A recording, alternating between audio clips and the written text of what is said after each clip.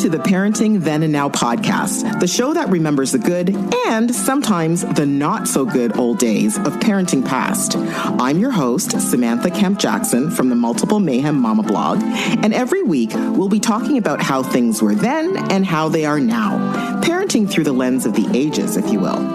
Now, whether you're a parent, a kid, or someone who used to be a kid, you'll want to stay tuned as we reminisce about the past, embrace the future, and marvel in the present how things have changed. If you're ready to glance back in time at kids, parenting, and the good old days, you're in the right place. So sit back, relax, and let's take a trip down parenting's memory lane. I hope you enjoyed this episode.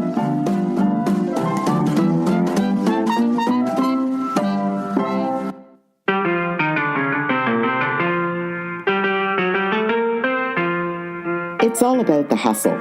That's what a young Taylor Kaye learned growing up in the 80s and 90s, watching her parents get their side hustles on. Her mom, who was a teacher by day, was resourceful and intrepid in getting side gigs that helped support the family. After all, putting 3 kids into extracurricular lessons costs money, lots of money, as most parents know.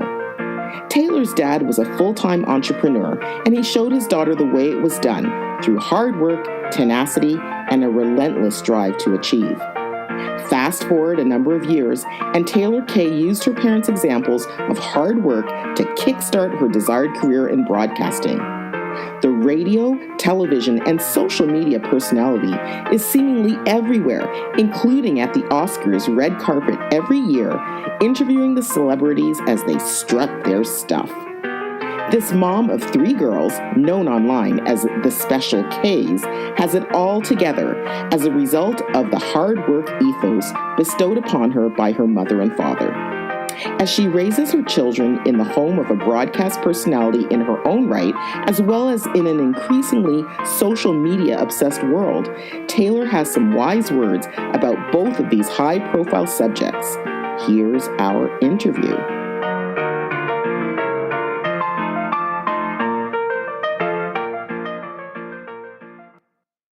So welcome to the Parenting Then and Now podcast, Taylor. Thanks for being here. Oh, thanks so much for having me on. It is so fantastic to have you on the show. I've wanted to have you on for some time because I watch you from afar and sometimes near, sometimes I see you in passing on the street. But you are doing all kinds of things, and you are not only a mompreneur, but you've got your kids, you've got your brand, you've got your family. And I wanted to know, your backstory, because I think that it's probably really interesting and I think that we can all learn from it. So tell me and tell us a little bit about your background. How did you get into what you're doing now?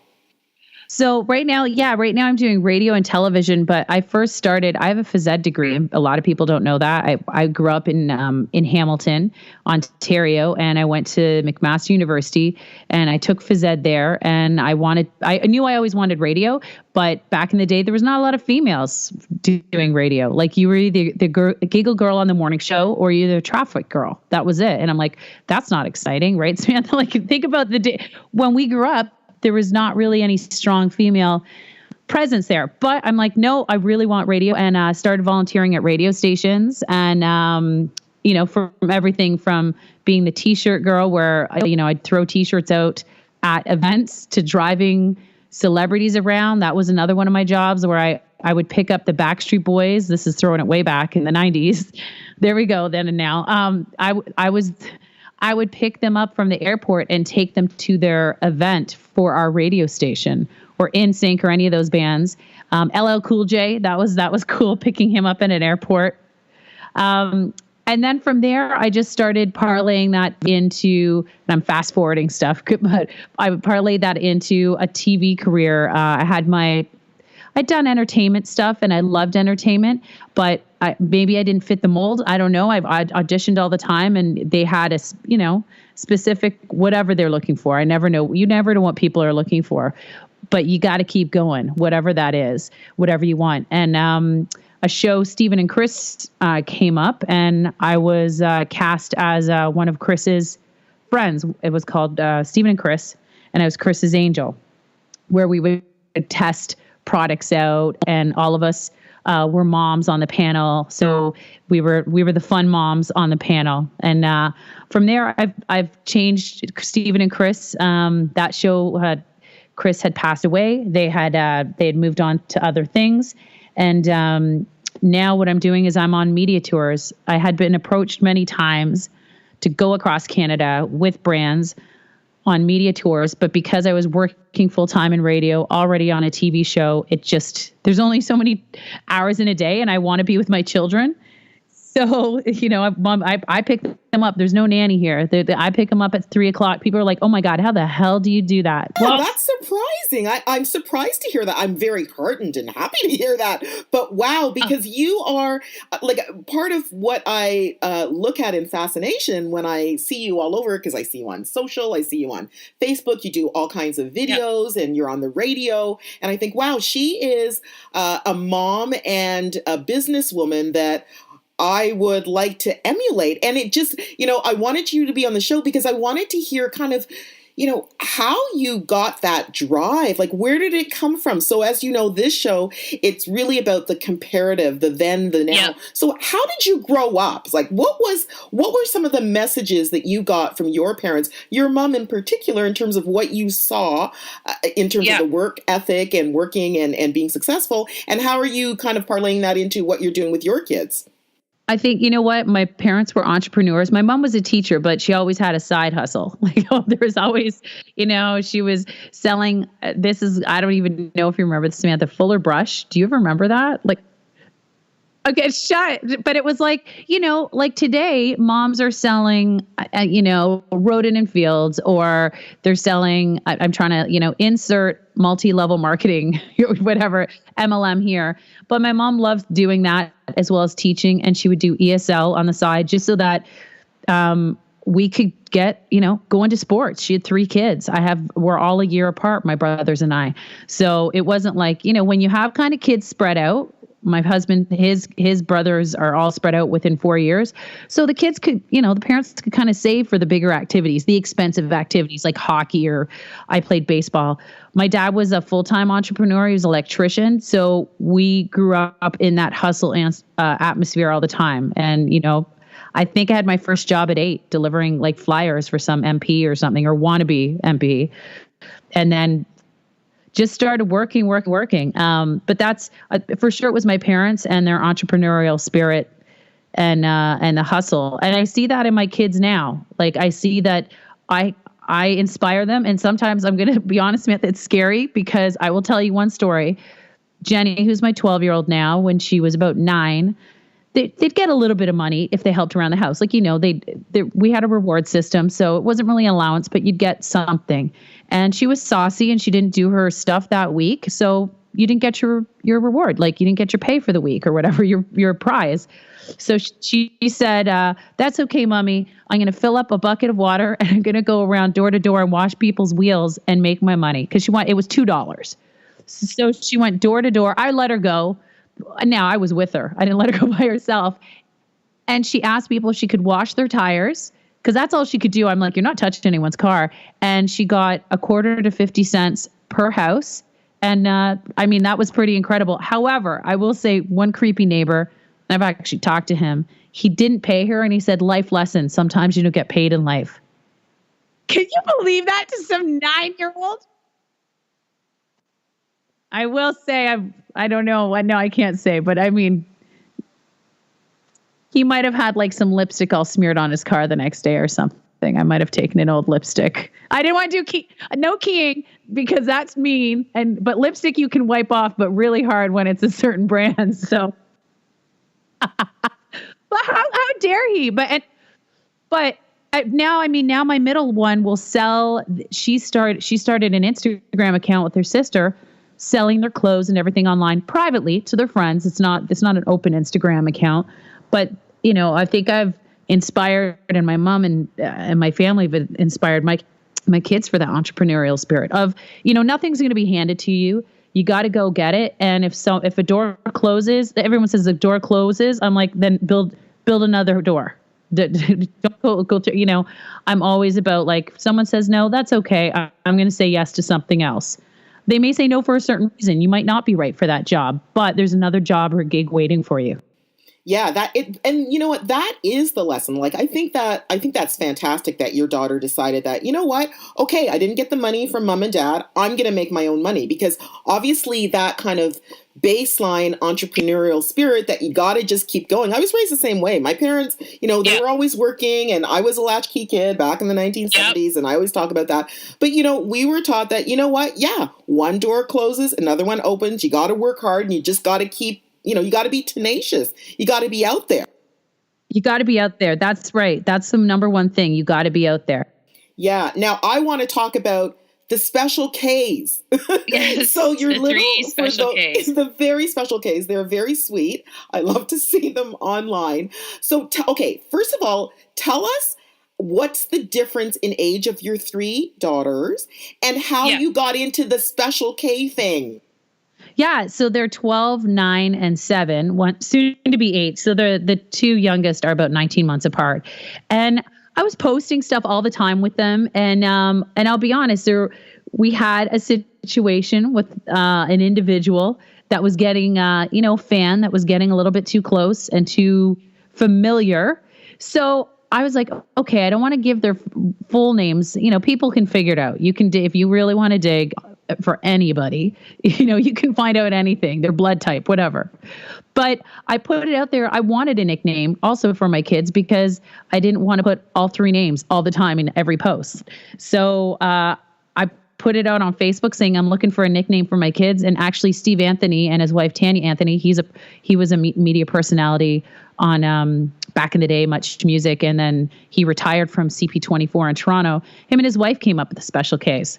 So I put it out there, like, your community wants to help you, wants to, they want to see you succeed. And I'm like, I want to keep using my kids, not using, but they love, my kids love being a part of the videos I do and the fun stuff we do. So I wanted to give them a nickname, and now it's kind of stuck. We have stopped vlogging, and I will say, Samantha, that's what happened. Is when I was vlogging, and vlogging is great. If people love vlogging, that's great. But the majority of the YouTubers I've talked to said it's too familiar, too personal. I was oversharing for sure, but I stopped vlogging and started doing Will This Work with the kids and other videos, and those were way more fun. So. And they were, they're kind of scripted in a way where I know there's a beginning, middle, and end. The kids don't know that. I let them go for it because that's where the fun happens.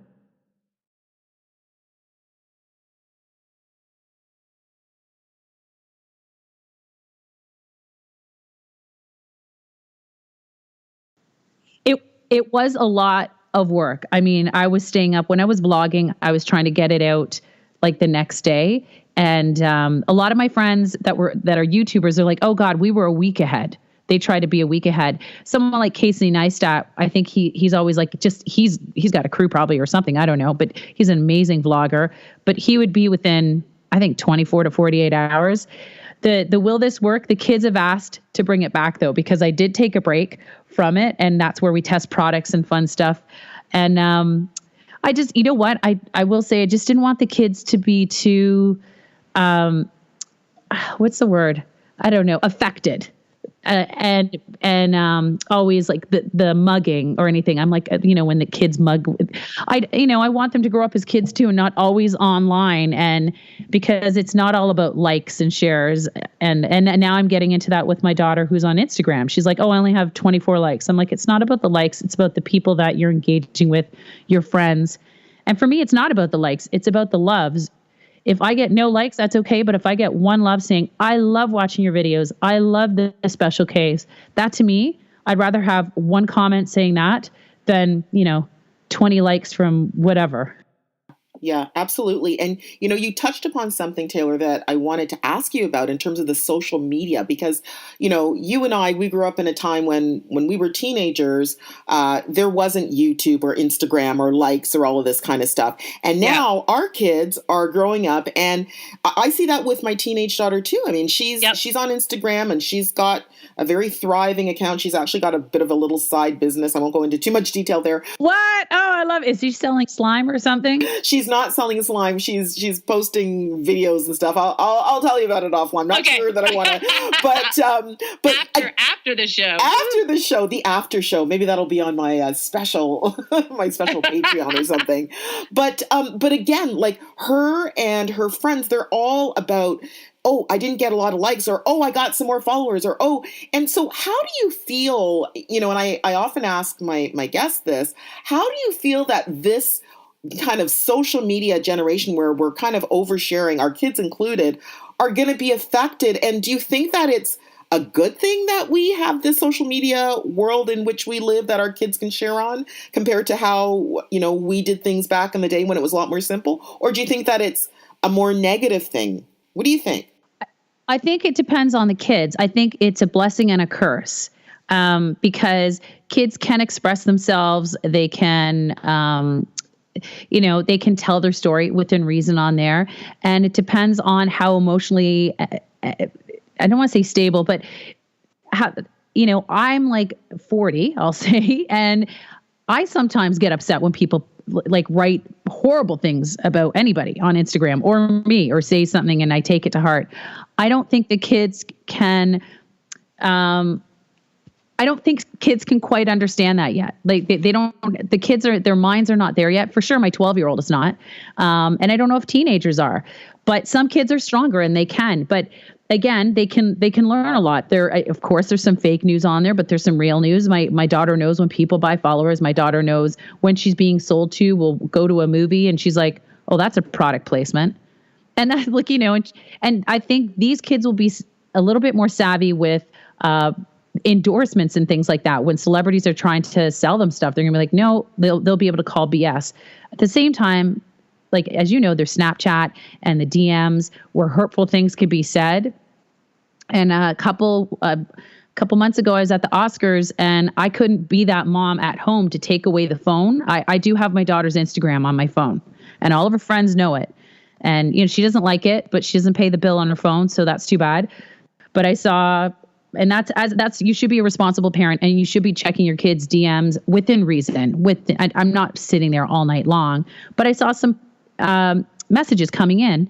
And I just saw the first couple of words because I don't read her messages. I will correct myself. I don't read her messages, but when you get a notification for Instagram, the first couple of words show. So I called her up. I said, "What's going on?" There's some saucy stuff going on. And she said she was having a fight with a girlfriend and then stuff kept happening. So then I just shut Instagram down from where I was in Los Angeles because I could. Now, my husband was not happy, but you have to be that parent. You have to be responsible. If I was at the house, I would have taken away her phone and just put it away because she was also saying things that were not nice. So I'm going to say that, it takes two to tango for anything. Nobody's kid is perfect. But I was like, okay, I'm going to shut this down. And just as if she was having an argument with a friend in my house, I would have done the same thing. Said, "Hey guys, let's take a break. You need to go home. You guys will figure it out." That's what I did with the Instagram. I changed her password and I said, you're taking a break from Instagram. It was almost, you know what? It's probably better than taking away her phone because she could she was, if I took away her phone, she was she was too upset. Anyway, go ahead. Sorry, Samantha. I mean, I find it so interesting. So basically what you're saying is that you are parenting, even when you're in LA, and I want to get to the Oscar stuff because I want to talk to you about that. But when you're in LA, you are still parenting, but in a virtual capacity, something that we couldn't have done back in the day. And no. So do you think that parents are using those virtual tools as much as they could these days in terms of their parenting capacity? Because let's face it, your kids, the Special Ks, they're probably a lot more savvy than a lot of other kids in terms of, you were talking about the product placement. A lot of kids still probably wouldn't see the blatant product placement that you and I see, but your kids are probably a little bit more primed to it because their mom is in the industry and they've been around it. So I guess that's two questions I'm asking you. So first of all, do you think that the virtual parenting is a tool that us parents collectively as a society have used well enough, or do we still have a ways to go? And then I guess secondly, what was my other question? I don't know what my other question was. About, the product placement I think, you and I, we've gone to all these different conferences and stuff like this for what we do. I will say that I'm a virtual parent But I will say a lot of my friends are not. They're like, why do you have your daughter's Instagram on your phone? I'm like, well, because I want to monitor what's going on. Sometimes there's Insta stories on there. Now, like I said, I don't read her DMs. That's like a diary. But when I see little notifications come up, then I'm going to have those conversations. And you want to have those conversations now. Like some people are like, my kid doesn't even have a phone.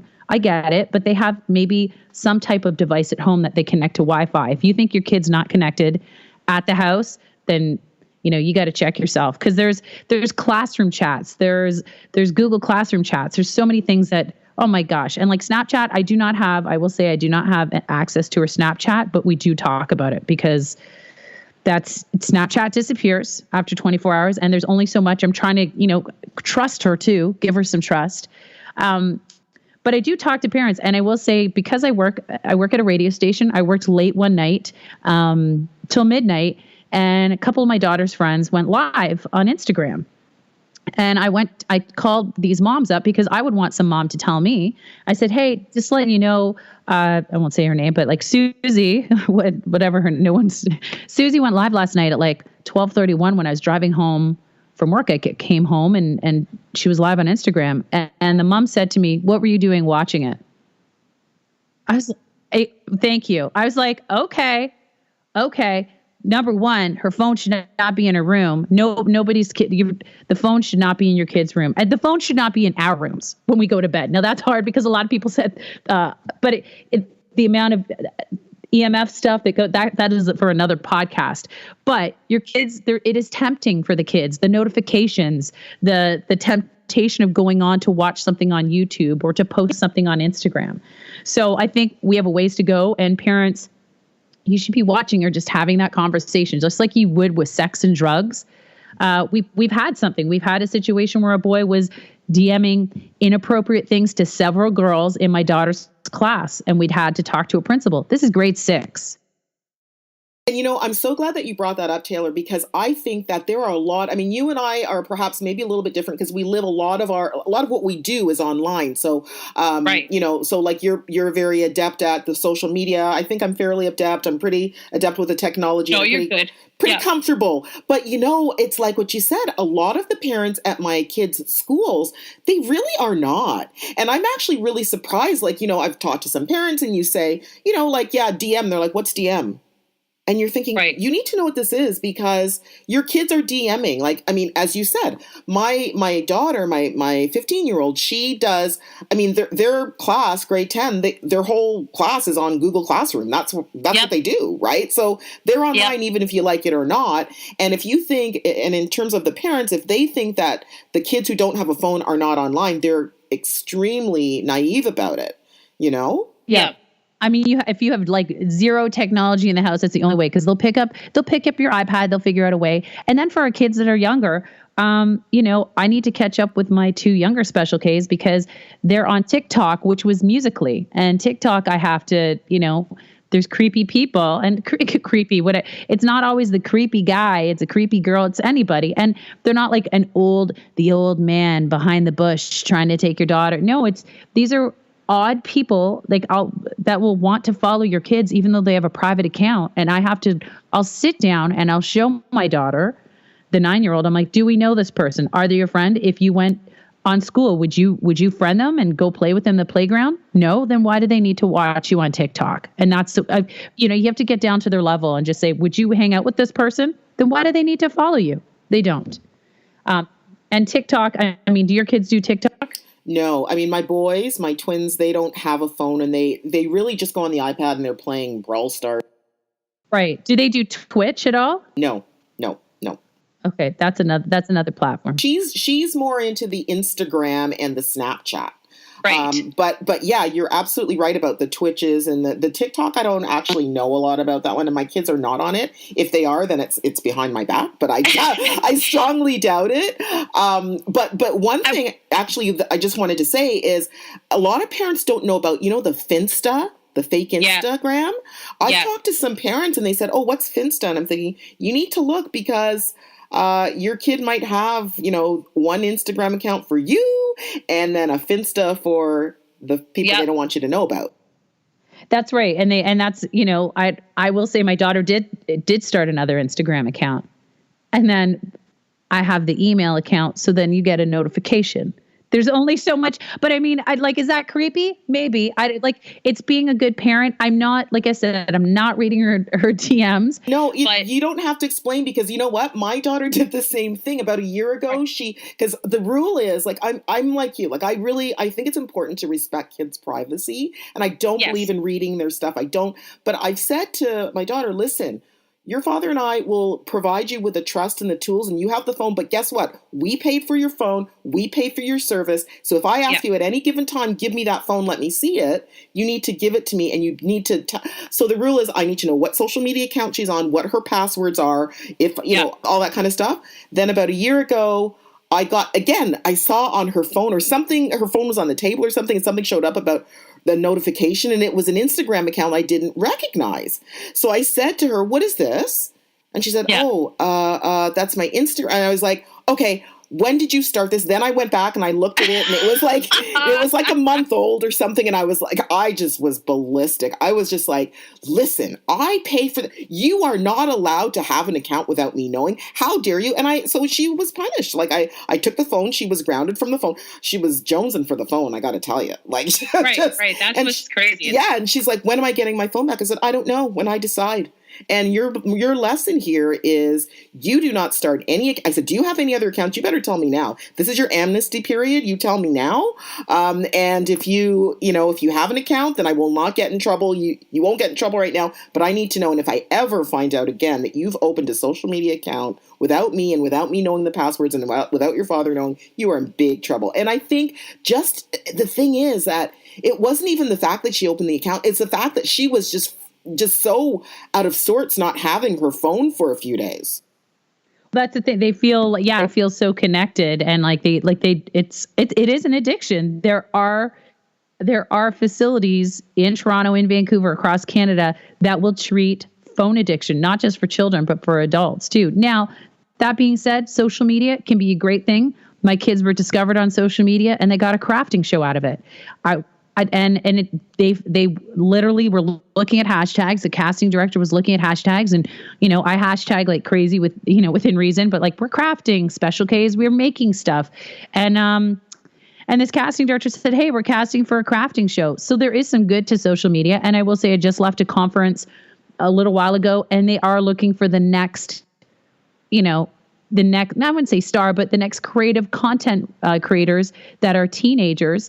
And they're finding them on Snapchat, on Instagram, on TikTok. They're looking for, people that are interesting with interesting content, and kids for certain things. And that's big broadcasters in the US and Canada. So, however, I do talk to the kids about what you put out there is there forever. Whatever picture you put out, even as an adult, I have good friends that one was trying to get an entertainment job. I'm like, you post about alcohol all the time. Please stop. They're not going to hire you because you look like a partier, but I know you're not. She just likes to drink wine and, but can't post about wine all the time. And what's the message that you're sending? And I'm so glad that you said that about the it's there forever, because I say this to my kids too. It's like, people don't realize as well, when you put something there, you can't take it back. So even if you put a photo there and then you delete it, it's still there. It's still, there's a cached copy. There's Google Cache. There's screenshots. Right. There's, so people don't seem to understand. And I've talked to, again, some friends or some parents of friends of my kids. And I've explained to them, like, you put a photo out there and they're like, well, it's okay. I just deleted it. And it's like, well, no, once you have committed to, send or enter or click or whatever, there is a cached copy there. And I think that's what a lot of parents don't understand. So, and this is what's so scary too, Taylor, about our kids, right? Because they, kids by definition, teens and tweens, they don't really have that forethought. They don't have, the wherewithal to think, I might turn 40 years old one day and decide that I want to have a VP job at a really button-down company, or button-up company rather. And that picture of me doing something really stupid, or that video or whatever, might come back to haunt me. Exactly. And that's the thing. And I hope the kids, I hope my kids, and I hope the kids that hang out at my kids' house know that. But I mean, sometimes my daughter will put stuff on. I'm like, why did you post that? The other thing is I get some of my other friends to follow my kids. And I have seen my daughter has said to me, so-and-so told me to take that down. Maybe it's so not me. And it was one of my girlfriends. So I said, well, what do you think? She's like, well, yeah, I think I'll take it down. It was like an Insta story. I said, good girl. But, I can't be on her all the time. The other thing is these kids, they're savvy. And we have to, as a parent, if you're like, well, I don't have Instagram. I don't care about Instagram. I don't care about TikTok. Download it, learn it, try and figure it out. Because if not, then you're not going to know, when your kid's crying about something or someone has DM'd them something, you're like, again, you're going to be like, what's DM? What's a snap? What is a Snapchat filter? What is this? So download it and learn it. And even if you don't post anything, doesn't matter. Just put it on your phone so you know what it is they have on their phone. Yeah. I mean, my mom, I think my mom would track my brothers and I when, we would just the same. We didn't have phones, but we'd say we were going over to someone's house. She would make sure, she would check, call the mom.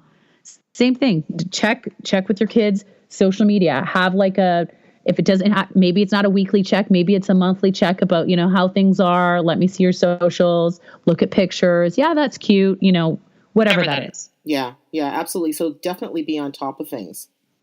I know. I went on this whole rampage about social. I could go on forever. Well, this is the issue and the topic of our day, and this actually informs a lot of the discussions that I have on the show, the then and now, because a lot of the difference between then and now is the technology, right? Like I say to my daughter, like I say to her, when I was a kid, I didn't have a phone and there was no Google, and she says to me, "Mom, what? How did you find out information? There was no Google." Right. Find stuff out, and I'd say, well, if I had an idea and I wanted to know something, I'd have to, maybe write it down in a notebook and walk down to the library. And then there's this thing called the Dewey Decimal System. And then I had to, and she's like, what? And it's like, yeah, this is the way things were. I mean, when I was in university, it was way, way back when. I didn't have a laptop. There was no Google. There was no internet. So I actually had to go to the library and take out a whole bunch of books. Right. And then you tell kids this and they're like, what, really? So things are very different. And I think though that we're not off the hook as parents. I think that we just have to modify the tools in which we monitor our kids. I mean, in this sense, I think, well, I kind of know I can know more about my kid than I did before because perfect case in point. Here in Toronto, we have these cards that you use on the TTC, the transit system called Presto. And my daughter has a card. It's a monthly pass for students that's on my account for that. And I just top it up with money online. Well, guess what? I get to see what stop she gets on and gets off at. Right. So without even exactly right. She doesn't even think about that. But without even doing, where's my iPhone or tracking her by GPS. The other day I logged on. I thought, oh, why did she get off? Why was she over there at, downtown? So I asked her, I said, were you at, this intersection? She said, she looked at me funny, like, how did you know that? Like, what? How did you know? And then she said, oh, yeah, I went to visit so-and-so's house and her friend does live there. And I said, oh, okay. But I didn't tell her how I knew. And I think she was thinking, how did she know that I was there? Because I went online and I saw every, stop that she got off at and she got on, the subway. Well, I think that's good because you're just aware of, where your kids are and people should be aware. And just, again, we're not saying creep your kids so much, but just be aware of what they're doing and just be a parent, be there for them. They want you to be there for them. They want you, even though they're saying, oh my God, you're in my space all the time. No, they're going to thank you later on. Absolutely. Absolutely. It's better to err on the side of caution and be a little bit overprotective than completely be hands off and regret it later. I tell my daughter, I'm not a helicopter mom. I'm more of a scooter mom. I'm scooting around. Because she'll say, you're helicopter. I'm like, or an orbiter. I just orbit. That's it. That's what they do. Some people do on Instagram. Anyway. Okay. Okay. So now I want to ask you about, on a lighter note, tell us about how you got into this gig with the entertainment reporting and the Oscars, because you go to the Oscars every year and I love, you've got these beautiful dresses and you're on the red carpet and I'm thinking, oh man, look at Taylor. She's looking hot. Look at her. How does she do this? I know.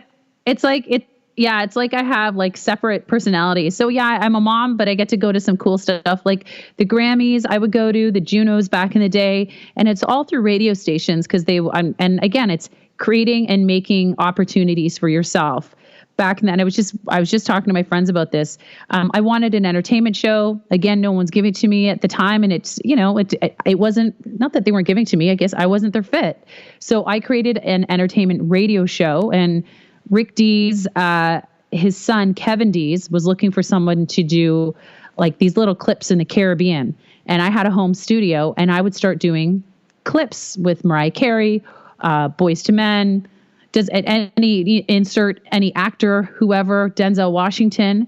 And people started paying attention in Canada, and they're like, wow, she's getting all these interviews. Now, they were just clips. It was Rick Dees interviews that I would repackage on, being allowed to do that. I would repackage it, and it would be part of an entertainment show in the Caribbean. Like, I forget what it was called. Like, say it was Inside Entertainment because it was so long ago. And they were just 30-second, like, hey, I just talked to Mariah Carey, and or Rick Dees talked to Mariah Carey. This is what she had to say. Then I started getting on these entertainment junkets, flying to New York and LA here in Canada, because they were like, wow, she can put these together and put it on radio stations. And there was only, at the time, it was only me. I was the only Canadian radio personality able to go to New York and LA on these junkets and in Toronto. And I would start covering film premieres like the Toronto International Film Festival, Cannes, Tribeca, like big festivals. And then from there, and then it's all the while still being pregnant, having kids, like, cleaning up puke, all that kind of stuff. It keeps you grounded though, right? Yeah. And I mean, and I love those entertainment shows. I love what they do. And now I appreciate that I'm not on that because I work for myself. I can do what I want to do. So if I don't want to go to the Grammys, I don't have to go to the Grammys because I send myself to the Grammys. Like, you have to apply. You can't just, anyone can go.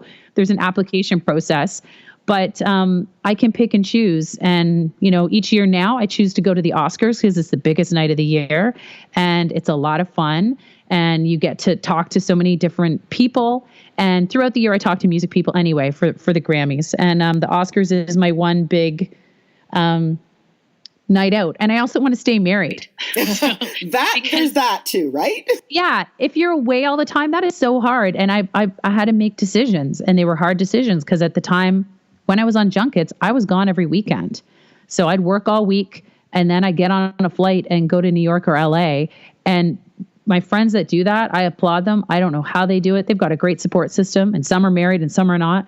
But I just was like, there's only so many weekends in your life, and I want to be able to be home with my kids on the weekend. And now I do work weekends at Chum, a radio station in Toronto, but it's only for a couple hours, and I'm in Toronto. The kids have their little dance lessons or something during the day, and then we do something fun after mommy gets off work. So, but the Oscars, I will say, is a blast, and we do get a lot of access. I do get access, but I work.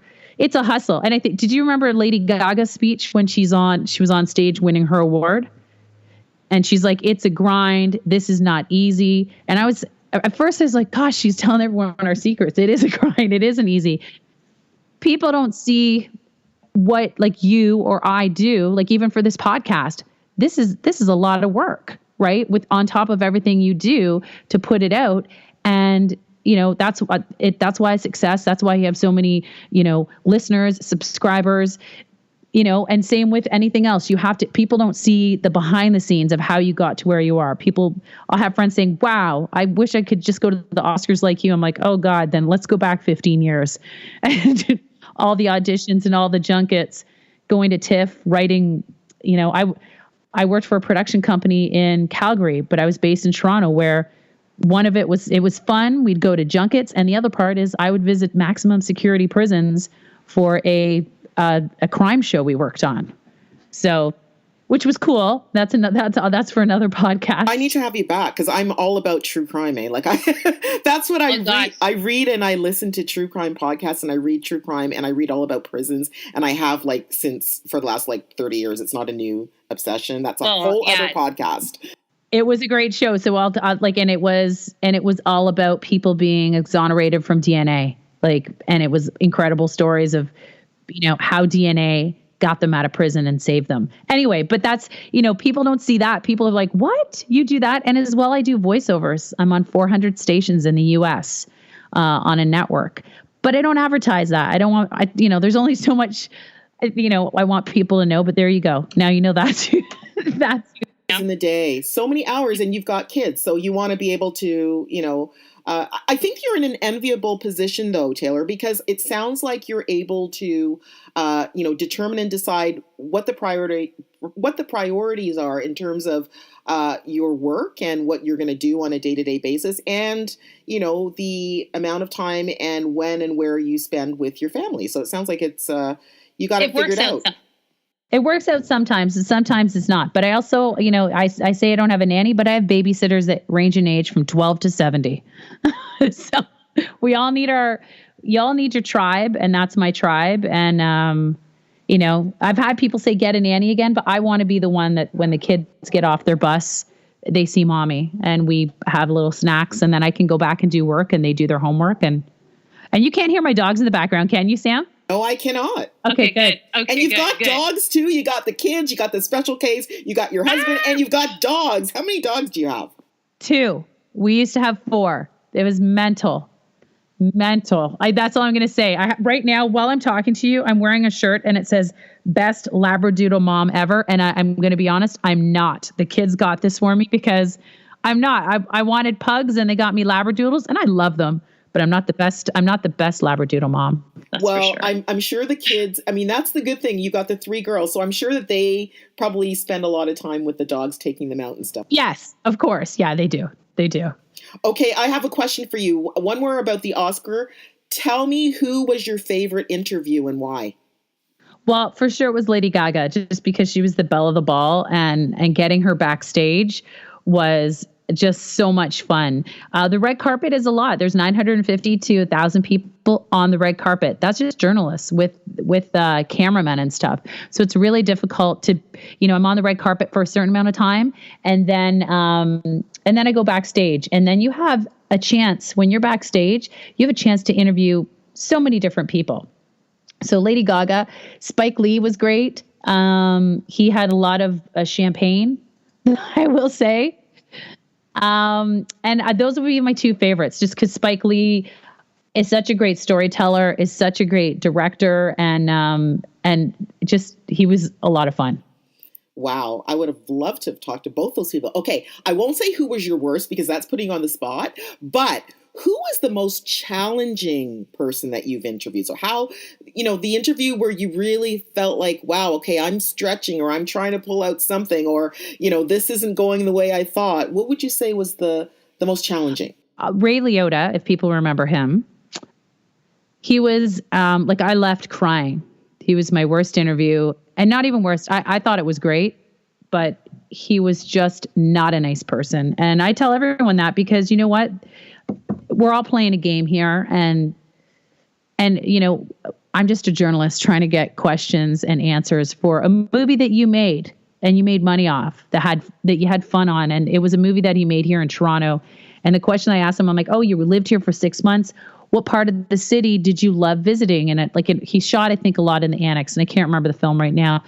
And I said, oh, and I heard you hung out in Little Italy and loved the restaurants. He's like, no, I didn't. No, everything was no. And it was just disappointing. I think disappointing because I was a fan. And I'm a fan of all these people because you watch them as you grow up. And then, you know what? I got strength from that interview. So I thank him for that, because what I left there with the tail between my legs, and I was like, I was going to swear there, but I was like, how dare he? So I got strong from that, and I should thank him for that life lesson, because now when I get interviews, I'm straight up with people. Like I'll be straight up with, I'm like, hey, you know what? I can't use this. I really want to use this, but you're not giving me anything. And, sometimes they'll shut you down and they'll be like, I don't care. But most of the time, the celebrities, again, they get the game. They're tired. And I get it, because I'm probably number 35 of, 300 interviews. But each of those interviews have to be something special because it's our audience hearing it for the first time. And as you rightly said, I mean, they made the movie, they put themselves out there. They're supposed to be like, that's part of the gig, right? You have to do publicity for your product. And if you're going to be mean. I think, I think that when people behave in a manner such as that, it says more about them than it does about you. Right. And I mean, the parent at the time, it was, I think, Paramount Pictures, whatever movie it was. I remember it was with Paramount Pictures. The vice president apologized for his behavior. And from that, because they knew I was a good interviewer, or I know I'm good at what I do. That vice president, a year later, got me a job in Calgary with that production company that I did the crime shows with and went on junkets. So, I should have been there at that time interviewing Ray Liotta, because I got to meet those great people. They saw that I could handle myself well. I didn't cry in front of them. I cried in my car going, what an ass. But, it just proved how strong you are. You never know where something's going to lead you. But, I still behaved properly. I didn't say what I wanted to say to him. But again, just getting strong and being honest. I'm trying to think. Like Mariah Carey, she's always late for interviews, always late, like once 24 hours late. We flew to New York to do an interview and they said she's going to be late. And we're like, okay, when's she going to be here? They're like, tomorrow. So they had to put us up in a hotel. So, and then I almost left because I'm like, but I didn't have kids at the time.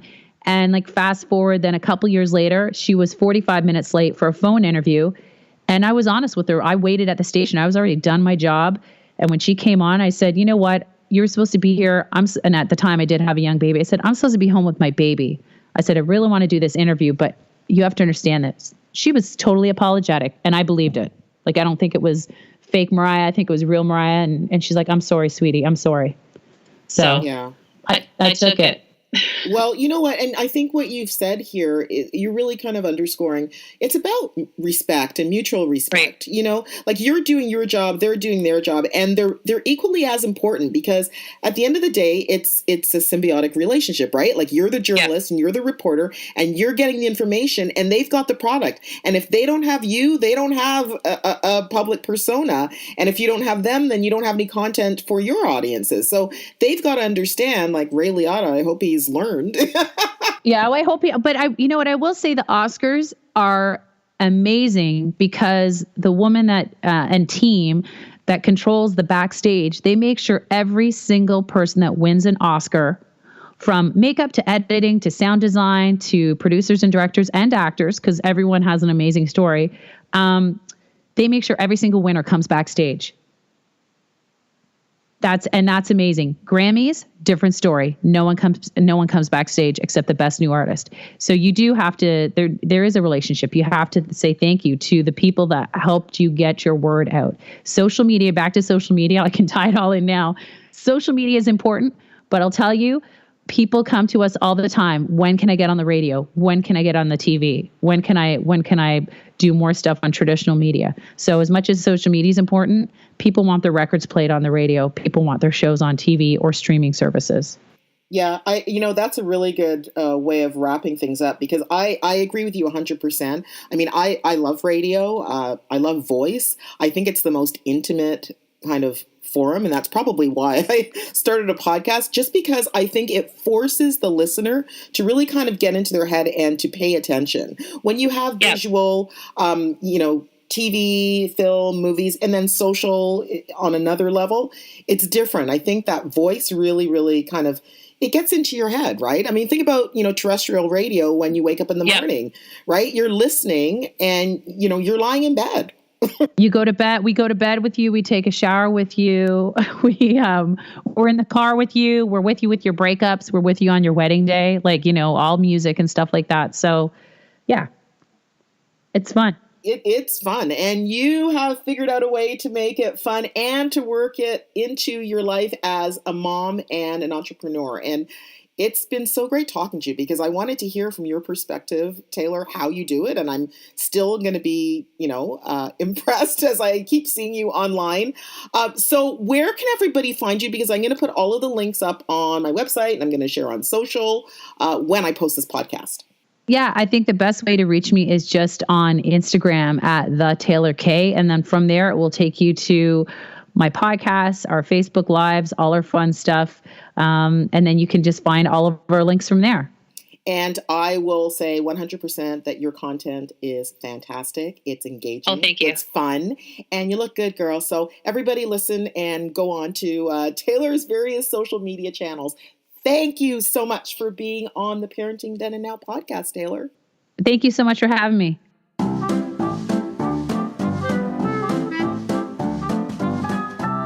I'm not a helicopter mom. I'm a scooter mom. I scoot around. Though I laughed at this comment from Taylor during our interview, it resonated with me because she indeed has figured out a way to be seemingly everywhere while remaining grounded with her family as the priority always. Taylor Kaye's experience with the hustle that her parents taught her has served her well as a mom, a broadcast media personality, and a social media influencer. And she's passing on her knowledge to her special Kays, who will undoubtedly carry the family torch into the new broadcast and social media generations. Thanks for your time, Taylor, and for sharing your insights. And keep on hustling.